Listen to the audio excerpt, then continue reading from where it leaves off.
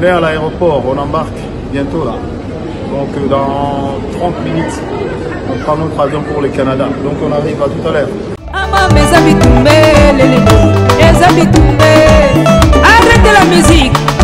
Arrêtez. Katazoba. Big up la famille, Mbote, on vous dit bonjour de partout où vous nous suivez. Nous sommes Boalou TV, l'émission Katazoba, la chronique Antelo, faite par Eagle Woman, la maman des aiglons, autrement appelée la gourou de son temple. Yemuro toujours na commande, échangeate, l'esprit a bien, Bozananga. Restons ensemble, il n'y a pas de souci. Abel Boalande Makambwe, Amamata Makambwe. Kishasa Makambo, Eyemba Luambo, Eyemba Taboulei. Kolala Rolamuka, on nous sort les nouveaux dossiers. Tolala Ginabiso na sujet Eric Mandala bien. Tola Mukaka na tongo boye. Babimiseli biso mulangi. Oh nini, ba créer kwiti. Ba saleli biso lotoko. Lotoko ya bana mboka. Basali lotoko ya bana mboka. Alors, mesdames et messieurs, de éviter tout projet est projet, mais il y a des projets aussi au tali projet. Au tali en bino lobby. Ah, on ne sait pas, hein. Netika moi manque d'ambition isa. Nakatia projet. Tout projet est projet. Mais il y a des projets Kandina Lobiwana. Alors, l'artiste a aussi proposé biso bière. Balobi Mutombodi Kembe à sala hôpital. Fali Poupa à sala école na Goma. À sala fondation. Inosbi à sala fondation. Nani lisusu. Artiste Mboka ayeli biso siko milangwa. Ayeli biso bière. Tozo ebate oyezali. Makambo Constant Mutamba zo telemela délinquant. Délinquance si là. Qui banditisme si là. Ah bino boye susu ko saela biso milangwa boye. Ils a pour contribuer na croissance ya to ya takwiti na mboka te. Ezaka analyse.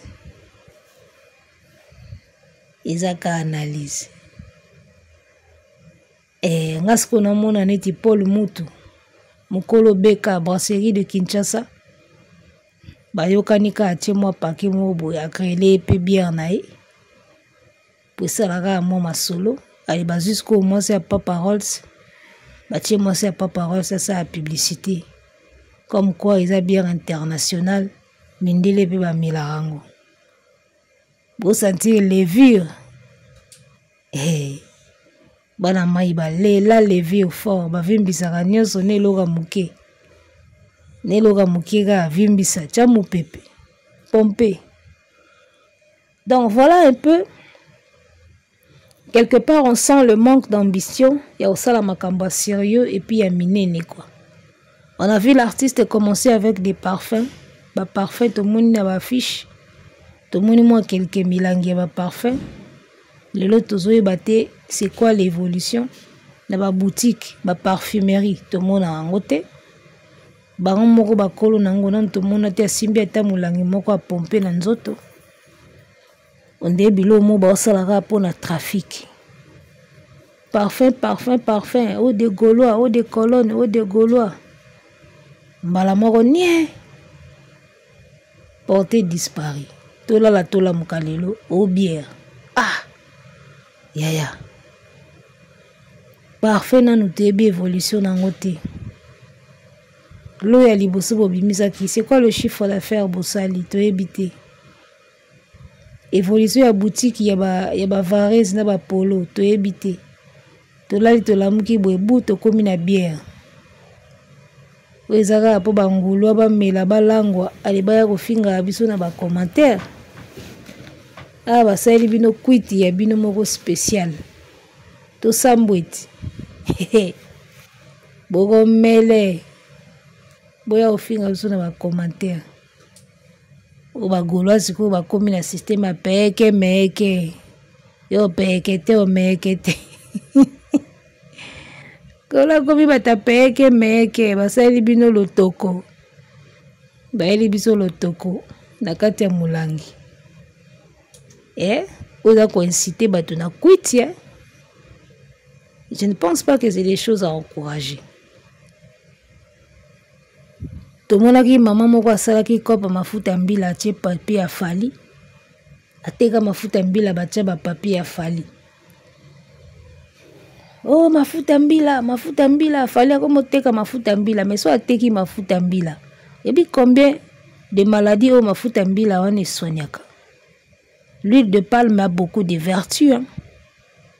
L'huile de palme que vous voyez là, l'huile rouge là, ça a beaucoup de vertus. Et soignaka bana babota misika opakoli mafuta mbila bakomaka mwa sembe. Mafuta mbila ka wana soignaka ba misu malade beli.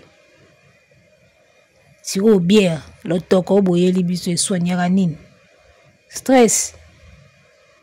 Et soignera même pas stress. Et temporisera ngo après ezongi susu. Donc voilà, soto bito ke nango ndengwana, vous verrez que artiste na bino azozaka côté ba valeur te. Azozala na eka côté ba valeur te. Bo critiquer mafuta mbila fali mafuta mbila. Est-ce que bi que commerce ya l'huile de palme oyo? Même s'il faut que ça la raffinerie à huile de palme. Et la raffinerie, ma usine ya huile de palme. Qu'on transforme mbila na mafuta mbila. Et ça souka na business. Mafuta mbila pondu. Makambe bele basala na mafuta mbila wana. Et en plus ça soigne. Si wa yo yeli population bière, to betelo maboko. Oyeli population bière, to betelo maboko to ndeni.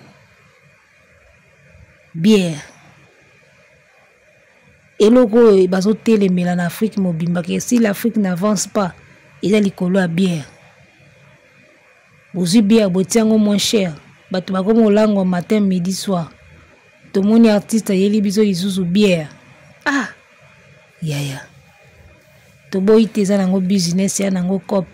Mais parfum koutou ça va. Côté élégance, côté glamour, vendre des parfums, moi je pense que c'est idéal. Bière. Yaya. Masanga, lotoko, molangi, pele, agene, kutuku. Comme le voilà, la dessin animé ya Aya de Yopougon. Bière Sissoko contre les kutuku. Oh, bien, oui, ça kutuku, oh, et ça nini. Le kutuku. Artiste, on ressentit un manque d'ambition, manque de rêve. Ma kamso on dira tout ça là encore pour prouver bateau. Et ça venir na yo. Et ça venir ya bana na yo.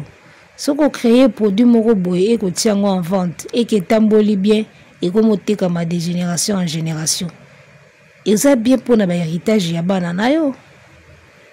Mais ça là siko makam na yo pour na famille na yo na bana no na bien na yo. Pour na retraite na yo. Nde na yo ki mikolo baza koloba ke faire azo préparer retraite na ye.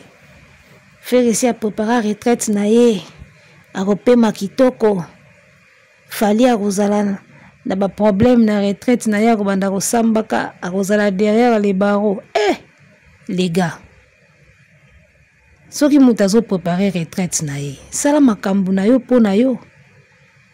Tout ce que tu fais, on sent que là pour prouver que tu peux faire quelque chose.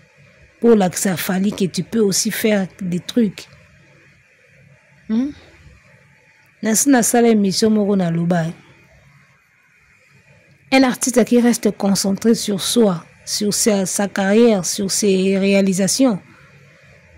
ba résultat ezala ya kitoko parce que eloko moko te leki concentration na malamu kozala concentré na makambo nao eloko moko eleki yango te kozala concentré na eloko ozosala soki oza concentré na makambo ozosala na carrière na yo obando trouver kaka baide ya bien obando trouver kaka bainspiration ya kitoko mais soki oza concentré na ce que font les autres oyeba sikoyo ndenge bango basali boye nga sikoyo ifo nasala nini obando osala bisalasala. C'est ça, un artiste qui reste concentré sur lui, a occupé sa carrière, a se concentrer sur la il sera inventif et créatif. Abando bimsaka ba idée à bien. Parce que concentration, eza philosophie, eza monde mobimba concentration ana. Même bato basala ba bouddhisme, ba spiritisme, ils peuvent vous parler de la concentration. Comprendre? Vous allez concentrer, méditation, parce que quand il y a concentration, méditation pesa. Si vous êtes plus concentré dans ma kamnayo, vous avez plus de moments de méditation. Quand tu médites beaucoup sur toi, ta carrière, ta vie, vous allez trouver quoi faire, il y a bien. Mais lorsque tu ne médites pas sur ta carrière, sur ta vie, tu n'es pas concentré là-dessus, vous allez nous appeler un moment de méditation. Et sans moment de méditation, il va nous aller pas si pour ça là explorer bien. Il y a un moment où tu touches à ça et simbité. Tu touches à là-bas et simbité. Au bimondé touche à tout. Comme si tout le monde a tâtonné. Alors qu'on ne devrait pas tâtonner pour quelqu'un qui est concentré. Ozomona, mutu oyo aza concentré na iloko a tâtonné. Parce qu'il saura exactement quoi sortir à quel moment et quoi faire à quel moment. Si vous êtes concentré, on a même la prière, zala concentré ma soeur, mon frère, zala concentré, tout zala concentré. Parce que la concentration, et ça là qui est révélé au blog. Plus tu es concentré sur quelque chose, même ba entité, tout ba ange, ba obanda ko révéler au babiloko. Si vous êtes peine concentré. Si le contraire, vous allez concentrer, si vous allez éparpillé, vous avez mis sous piala, kota la bipai na bipai, maman, papa, oko bandaka kotatoni. Ou simbi parfait yebani pas ekete, ou changer comme na milangwa, lotoko te, boutique bakolante. On sent le tâtonnement. Donc, artiste Nabiso, azo meka kosala makambo bien pour s'en sortir, pour investir, mais on sent le tâtonnement. On ne sait pas c'est dû à quoi. Manque d'expertise, manque d'expérience, le fait qu'il y a la débutant. Tout le monde qui à la veille à Festigola, tant à l'écart qui émission à Papa Sango, là-bas producteur naïe.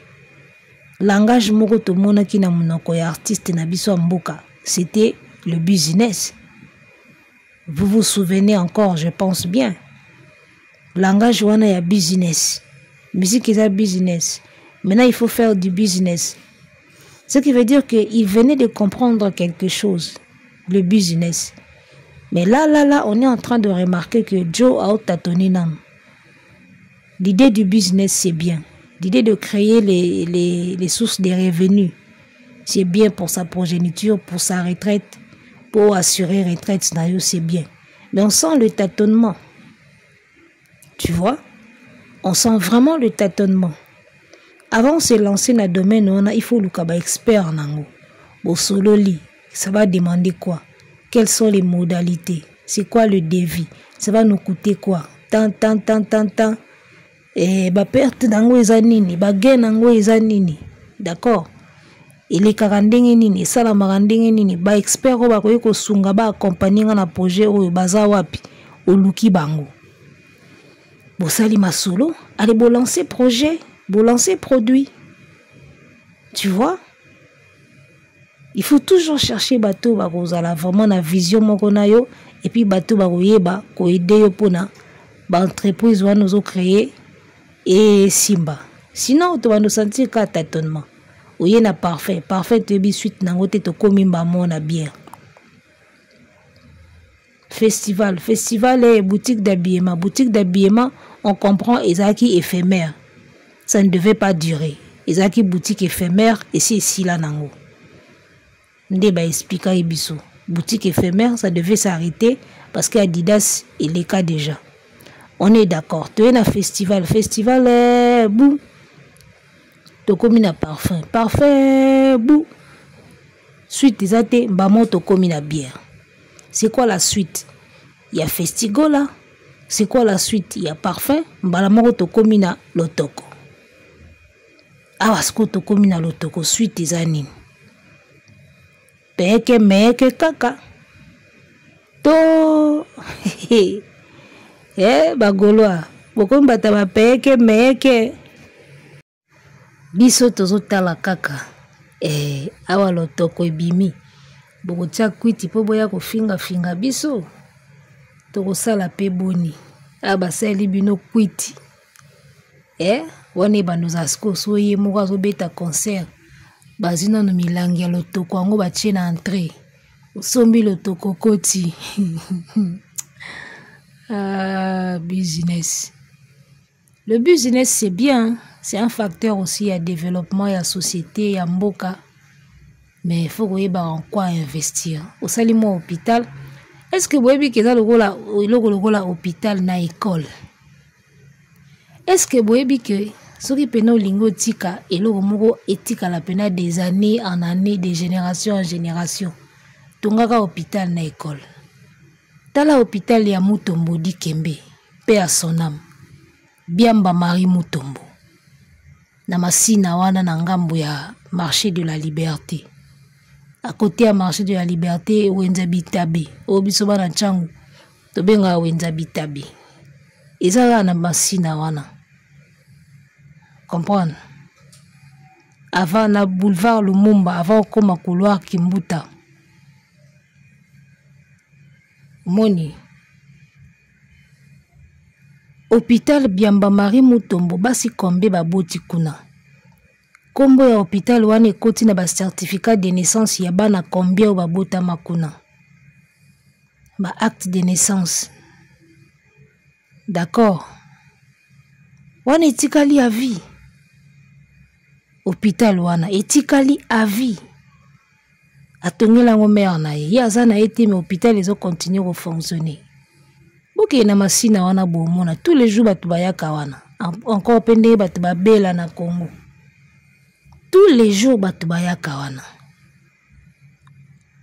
Donc yo sali biso lotoko to mela to langwa tango tokozwa problème ya poumon to kesiko na hôpital ya Marie Mutombo. Biamba Marie Mutombo. Bon bozo se compléter kaka. Tout ça indeni. Bon se compléter kaka. Donc voilà, un artiste où Alingi Penza a assuré. Bon, on va pas vous donner la leçon de morale. On n'est pas ici pour donner la leçon de morale aux gens et leur dire quoi investir dans quoi investir ou comment chercher leur vie. Non, nous on peut pas le faire. On n'a pas les compétences ya au salango. Togoye bisa mutute dans quoi il doit gagner sa vie. Oya oteka putulu ateki, oya oteka lopipi ezaka aye, mais tozota la sko ba valeur nini ezo mema. Et puis image nini ya yo o ezo véhiculer. Tu vois, hôpital Marie Mutombo, tout le monde en est content. Mututu aza content na geste on a depuis à sala ngona ndenge ezo fonctionner mututu na ndenga kufi. Tout le monde est fier de ça. Tu vois, quand tu construis une école, tout le monde est fier de ça. Et c'est que bana ba ozo éducation. Bana combien ba aussi ça wana ekota na ba CV na bango na ba bulletin na bango. Ekoti na ba CV tant ba otanga parcours scolaire na e na mariage. Oh, notre marié s'appelle Kingandi. Il a fait ses études primaires à l'école Ferregola ou Fali Poupa. Tu vois, Babloko est aussi kalara na vie à Batou, na mémoire à Batou, de génération en génération. Vous comprenez? Et vous tikala na ba minoko à Batou. Na CV na yo etikali, j'ai fini là-bas, j'ai étudié là-bas, na école à Fali, na école à Ferré, na botama na hôpital Marie Mutombo. pona bao balinga kobeta ba masolo na bango. Voilà, yo ye na bière. Oyeli biso kuchuku. Siko le kuchuku.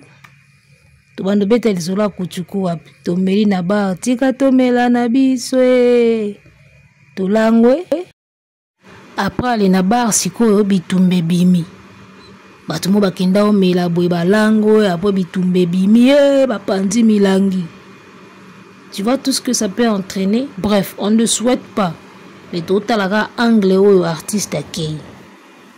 Alors, ce que ça qui fallait mouta lancer bière na eboye. Mama. Ero yo na kisasa nde kisasa esi ekufi. Je préfère encore mafuta mbila pour soigner ba malade ebele que bière. Bière soigna elo mote. Banda lotilobi et soignaka eloko moko te. Alors soki ezaki falinda bimisi bière boy mama encore na mikolo yo kande bakangi ve na biso mandala boy nde komiso moti babebisi batu fo mona lobi na ba live batu wana baza click na bango babebisi ba jeune ebele babebisi bana ebele babebisi batu bambongo na bango ya mabe ko bebisa bana batu ko kabela bana batu bazoka ba chance na bango babebisi ba jeunesse. Siko awa yo ye na lotoko papa. Yo ye ko bongsa jeunesse. Yo ye na lotoko. Oye ko bongsa jeunesse. Mutuna pebiano. Tozo tuna kaka. Elutalaka, elumonaka, elutalaka. Batula mpaka ba mona peleve, batula peleve, ba mona mpaka. Awa yo yeli biso kotoko lotoko chukudu soki nini le kuchuku oba ivoire ba benga le kuchuku osali biso usine ya kuchuku yo ko bongsa jeunesse na kuchuku po d'après bino fali a BBC jeunesse bambongo mabe soki ba trafiquant baza mulongo bazalaka click na bango bakokoya ensemble retraite na bango kozala kaka na bakasho na banini fe gazo bongsa retraite na ye na kuchuku bongsa retraite na kuchuku so basali le statistique balobi bon après 5 ans ya existence ya bière na yo bato ebele babeli ba cirrhose na bière na yo bato ebele basali ba accident na kwiti ya bière na yo bila nini yo osala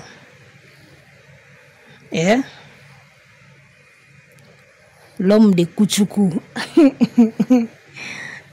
Nzambe koluka mbonga ya pasi koluka mbonga ya pasi bakopa ba ferme pe ezalaka bien nayoka mpe bakopa ba ferme ezalaka bien osombi ngula mwasi ngulu moko mbali na dengula mwasi tango akonsente dengula mwasi bandi obota ngulu abota rebele bandi obota wana boucherie mbala mo ebotami ngulu nde ngulu akapela bando yo osombaka pa na yo bangulu ba restaurant omona bakopa élevage pe akabe osombi mwa taba moko mbali na de taba basi baobetaka système akibombanda baboti bataba banganda taba ekosilaka te okokoma pe ata na 1000 taba na kati ya ferme moko tala lupango mobimba 20 mètres carrés bataba na kati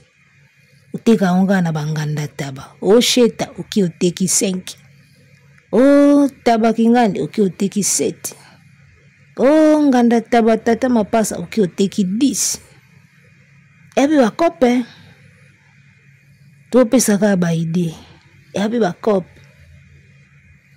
d'accord.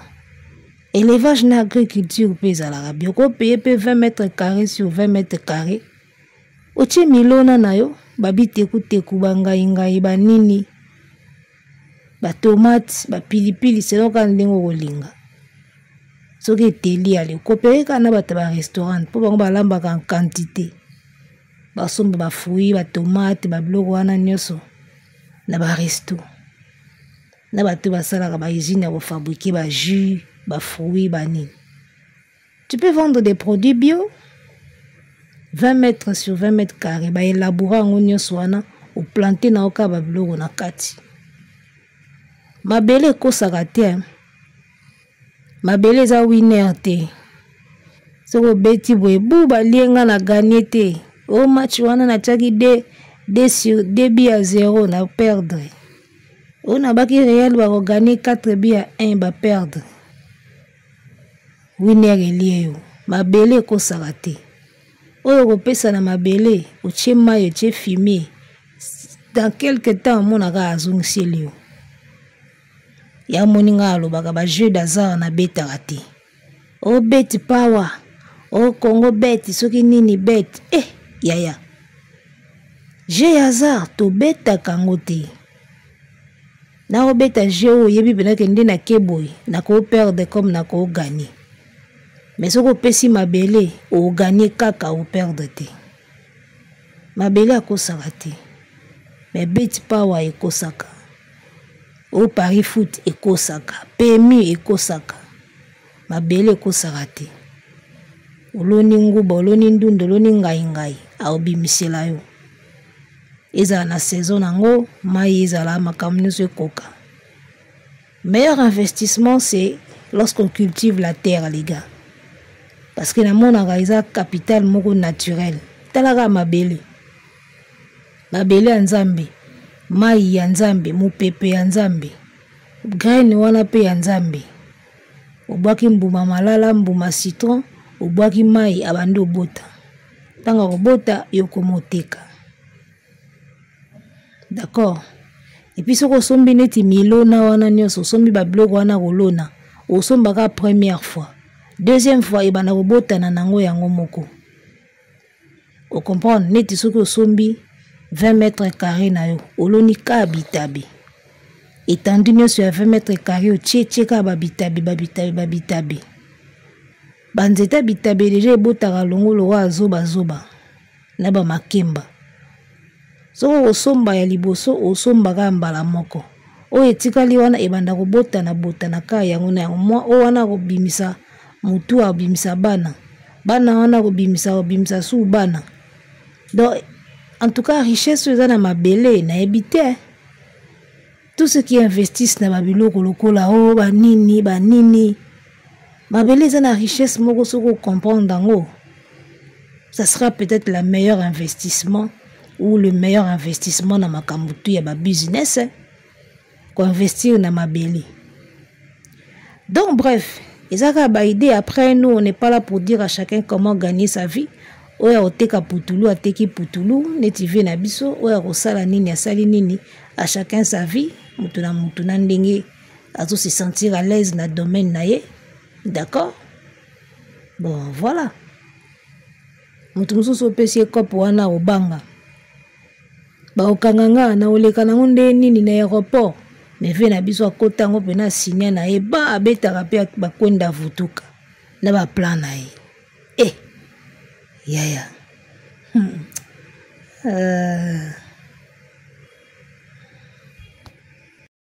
Donc voilà.